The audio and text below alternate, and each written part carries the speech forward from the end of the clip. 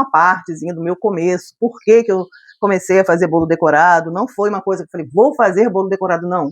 Caiu no meu colo, graças a Deus. Vamos decorar mais um bolo comigo. Tá aqui o nosso lindão, massa de chocolate, recheio de ninho e chocolate. É o mais pedido por aqui, fazer o quê? Então, aqui eu já tenho meu chantininho super seguro, super bem hidratado. Se você não sabe hidratar chantininho, deixa aqui nos comentários que eu trago um vídeo para vocês como que eu hidrato o meu. E esse vídeo vai ser um pouquinho diferente hoje, porque eu vou contar um pouquinho da minha história na confeitaria para vocês. Será que vocês estão interessados em saber?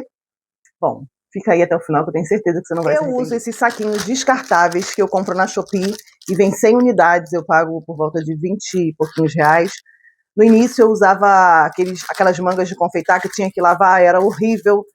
Ai, ficava tudo engordurado, enfim. Graças a Deus surgiram esses saquinhos descartáveis. Eu vou deixar o link deles aqui no comentário fixado. E eles são maravilhosos, eu super recomendo. Dá pra você rechear bolo, dá pra você decorar bolo, dá pra você fazer o que você quiser.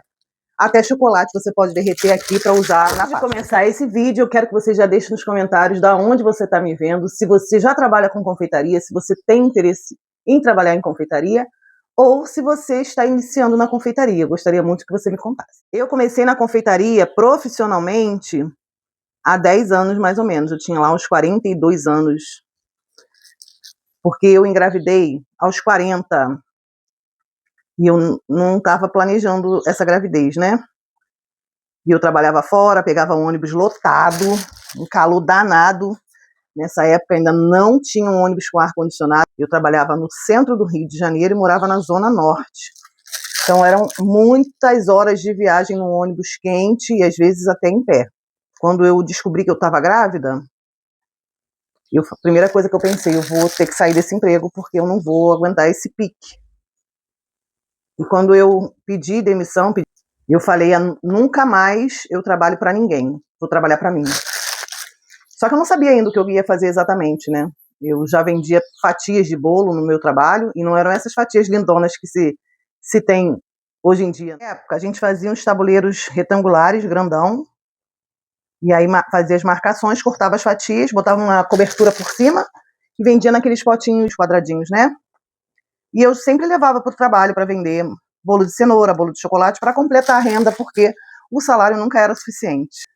E eu fazia empadão também, fazia e levava e vendia.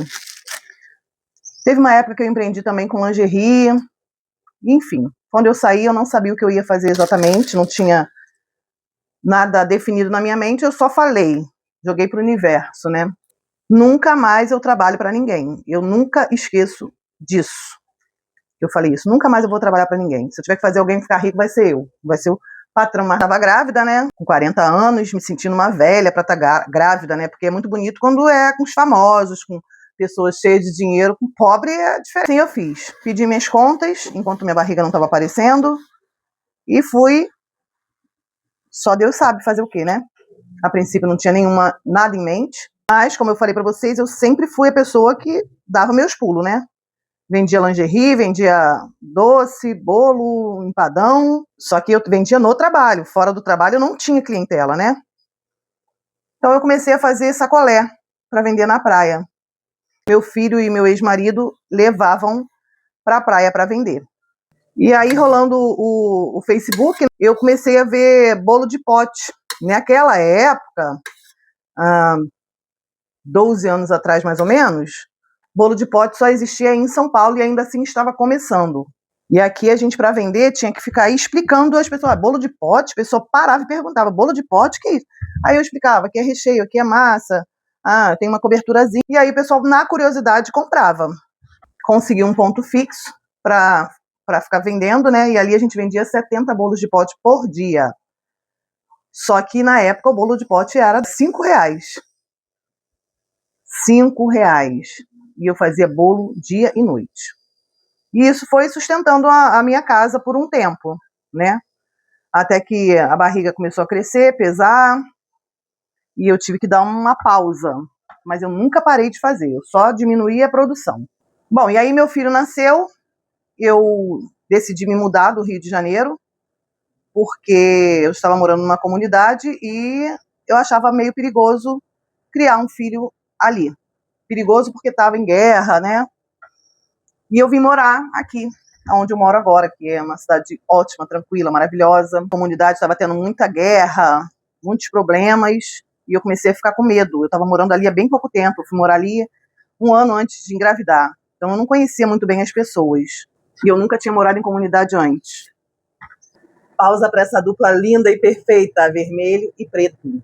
Pretinho, pretinho, vermelhinho, vermelhinho. E aí eu vim morar aqui nessa cidade, que era muito mais tranquila, e eu não conhecia também praticamente ninguém. Eu tinha alguns amigos que moravam aqui. Eu comecei a anunciar meus bolos de pote nos grupos, né? Quando eu comecei a fazer bolo de pote, não tinha esse negócio de grupo, que você vendia por grupo, não, era difícil. Estava começando. Mas aqui, o único jeito que eu tinha de chegar nas pessoas foi graças à internet. Comecei a fazer clientela, mas já tinha muita gente vendendo. Lembra? Quando eu comecei lá, quase não tinha ninguém. Quando eu cheguei aqui, já tinha, porque já tinham passado 2 anos, ou mais um pouquinho. Uns 3 anos que eu tinha começado a vender bolo de pote quando eu cheguei aqui. Mas mesmo assim, ainda consegui fazer alguma clientela. Mas eu percebi que aqui nessa cidade quase não tinha ninguém vendendo bolo caseiro. Sabe? Bolinho de fubá, de cenoura, de chocolate. Percebi isso e falei, vou testar. Fiz alguns, anunciei e consegui começar a minha clientela ali. Eu acredito muito, gente, que quando as coisas têm que ser, elas acontecem com facilidade. Logo em seguida, o pessoal começou a me pedir bolo decorado. Eu já fazia bolo decorado para minha casa, para minha família, para alguns amigos, sem comercializar, né? Fazia por fazer. Mas eu não tinha a menor segurança de fazer para vender, porque eu sempre tive muita responsabilidade na minha vida de saber que para mim vender uma coisa para os outros, ela tem que ser, tipo, profissional, entendeu? Não pode ser uma coisa amadora. Mas os clientes começaram a pedir, eu dizia muitos nãos a princípio, porque, na verdade, fazer os caseirinhos para mim era muito mais fácil, né? Fazia um montão de bolo, vendia tudo no mesmo dia, o dinheiro chegava no mesmo dia. E eu sabia que com bolo decorado a situação ia ser diferente, né? Até que eu falei, cara, vou testar. Vamos ver o que vai acontecer. E até que eu aceitei a primeira encomenda de bolo decorado, meio que na marra, né? Porque uma cliente falou, eu quero o seu bolo, a sua massa, o seu recheio. Ela já era cliente de caseirinho, né? Não importa, como ela me deixou muito segura, né? Falei, então tá. Fiz o bolo dela. E assim que eu postei nas redes sociais, aí o negócio bombou, porque eu já tinha muitos clientes de bolo caseiro.